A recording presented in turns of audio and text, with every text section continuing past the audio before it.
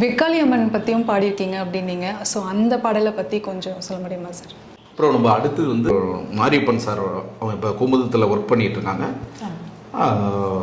அவரோட முயற்சியில் நம்ம உறையூர் வெக்காளி அம்மன் சாமிக்கு அந்த அந்த பாடல் ரெண்டுக்குமே அவர் தான் வந்து குழுமையம்மன் பாடலுக்கும் வெக்காளி அம்மன் பாடலுக்குமே எல்லா முயற்சியும் அவர் தான் பண்ணார். நான் மியூசிக் பண்ணி பாடி கொடுத்தேன். எல்லா முயற்சியும் அவர் தான் பண்ணார்.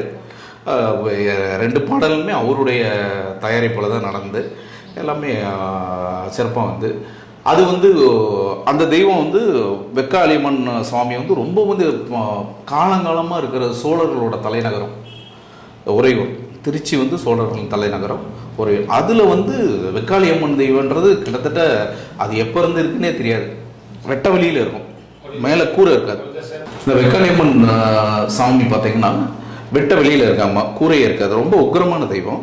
அதுக்கு வந்து ஒரு பாடலை சிறப்பான பாடலை எழுதி நம்ம மாரியப்பன் சார், குமுதம் ரிப்போர்ட்டராக இருக்கார் மாரியப்பன் சார், அவர் தான் எழுதி பாடலை கொடுத்தாரு. நாங்கள் அதுக்கு இசையமைச்சு நானே பாடி கொடுத்தேன். அந்த பாடல் வந்து